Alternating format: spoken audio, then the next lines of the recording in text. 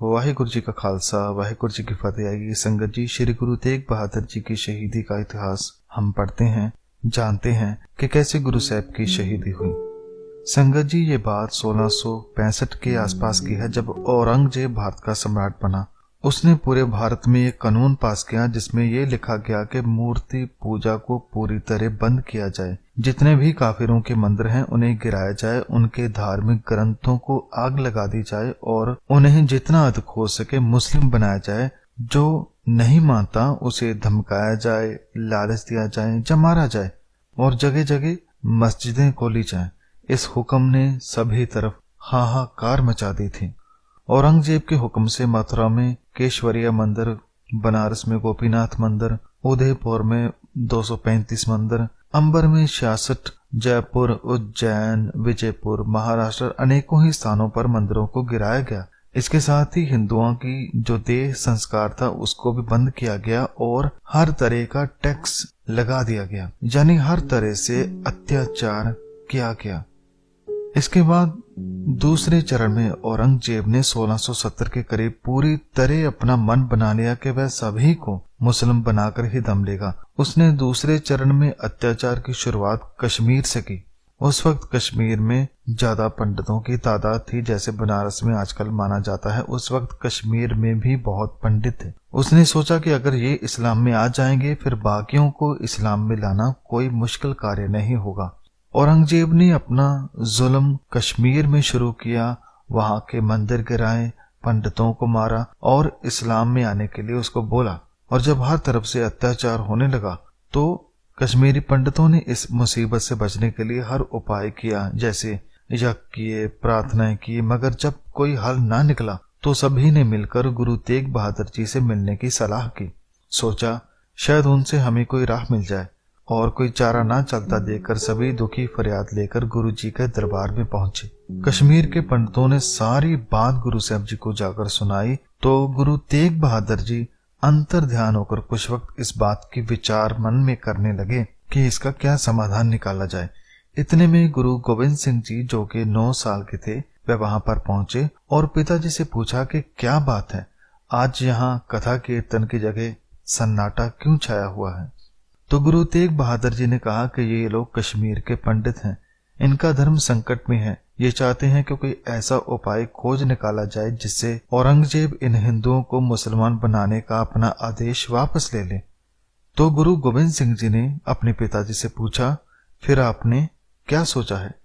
तो गुरु साहब ने कहा, बेटा ऐसा तभी संभव हो सकता है जब औरंगजेब की इस नीति के विरोध में कोई महान पुरुष अपना बलिदान दे। यह सुनकर गुरु गोविंद सिंह जी बोले कि हे पिता, आपसे बड़ा महापुरुष और कौन हो सकता है।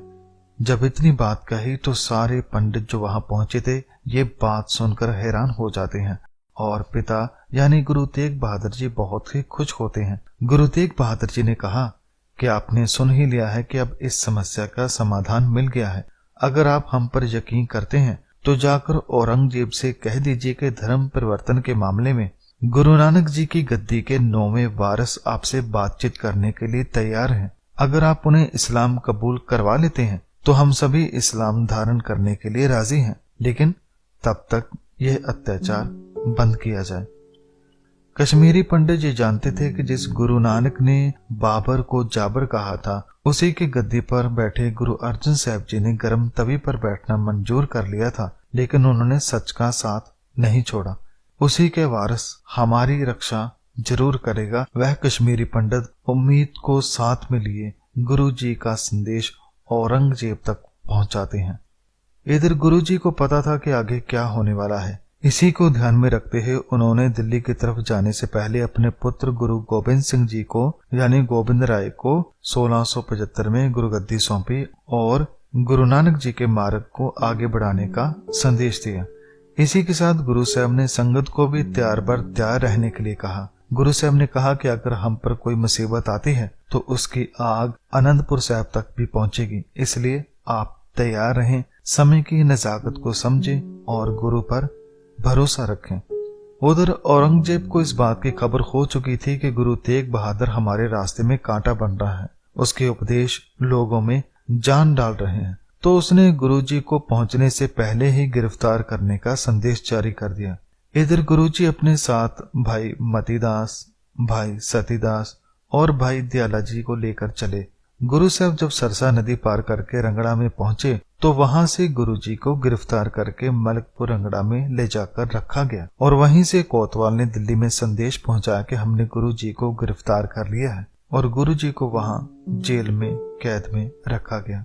उसके बाद में गुरु तेग बहादुर जी को और उनके साथ जो सिख थे उनको दिल्ली में ले जाकर कैद कर दिया गया और 4 नवंबर को गुरुजी को बहुत ही प्रेम से बातचीत द्वारा मनवाने की कोशिश की गई कि आप ये जिद छोड़कर इस्लाम को धारण करें।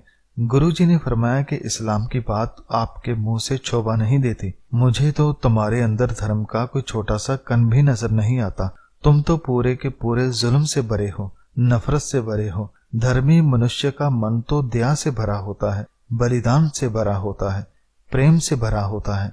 उस वक्त जो काजी वहां मौजूद था उसने कहा कि जिनके लिए आप लड़ रहे हैं वो तो काफिर हैं, हिंदू हैं। आप तो मूर्ति पूजा नहीं करते, फिर क्यों उनकी वकालत करते हो?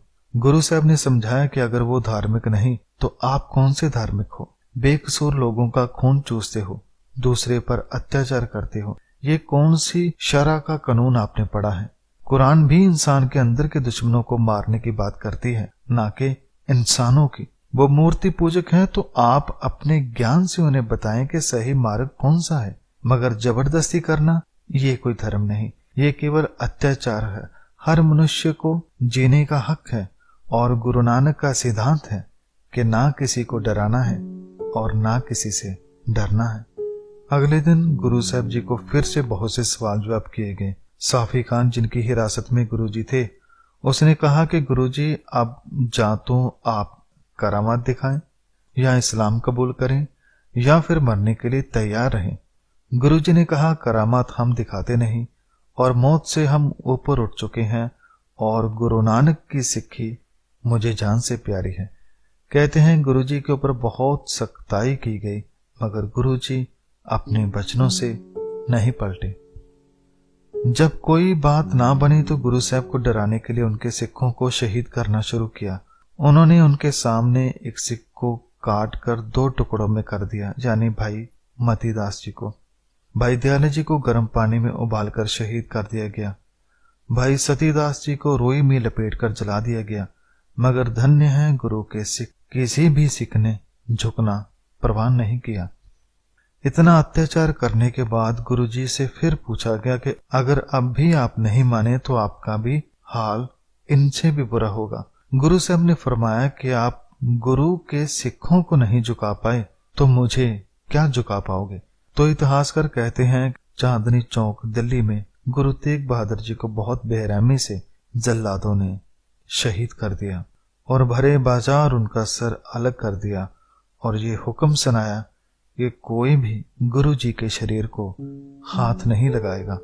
संगत जी, जब गुरु जी की शहीदी हुई तो कहते हैं उस वक्त काफी हवा चली, जिसके चलते वहां पर खड़े गुरु के एक सिख लक्खी शाह वंजारा ने गुरु जी के शरीर को उठाकर अपने तांगे में रखा और अपने घर में ले गए और वहां जाकर अपना घर जला दिया, यानी गुरु साहब के शरीर का अंतिम संस्कार कर दिया।